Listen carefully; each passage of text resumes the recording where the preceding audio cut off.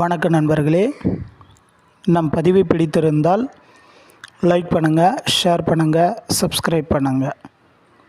நண்பர்களே, நேற்று இரவு பார்த்திங்கன்னா ஒரு செய்தி ஒன்று பார்த்துருந்தேன்.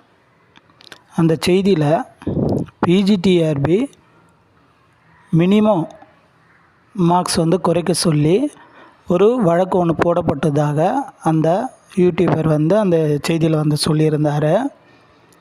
அது பார்த்தோன்னா மினிமம் மார்க்ஸ்னால் நமக்கு பிசி அவங்களுக்கு பார்த்தோன்னா 50%, எஸ்சி எஸ்சிஏ 45%, எஸ்டி 40%.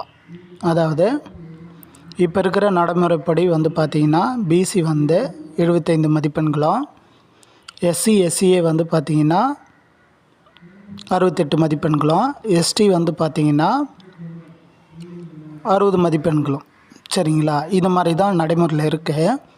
இதை குறைக்க சொல்லி பார்த்திங்கன்னா அந்த கேஸ் போடப்பட்டதாக தெரிய வருகிறது. இதற்கான முதல் விசாரணையும் பார்த்தோன்னா முடிந்து விட்டதாக அவர் அந்த வீடியோவில் சொல்லியிருந்தார்.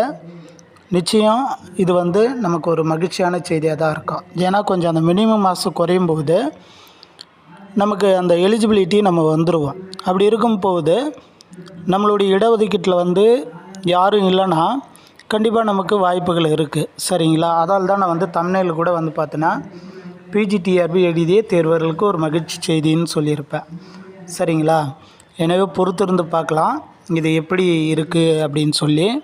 ஏன்னா தற்போது வரை இந்த நடைமுறை தான் இருக்குது. மினிமம் எலிஜிபிள் மார்க் பார்த்திங்கன்னா BC MBC 50%, SC SCA 45%, ST 40%. சரிங்களா? ஸோ இது கொஞ்சம் குறைஞ்சிச்சின்னா நிச்சயம் எல்லாருக்கும் ஒரு மகிழ்ச்சியாக தான் இருக்கும். பட் இருந்தாலும் அந்த கேஸ் எப்படி முடிய போகிறதுன்னு பார்க்கலாம், பொறுத்திருந்து பார்க்கலாம் நண்பர்களே.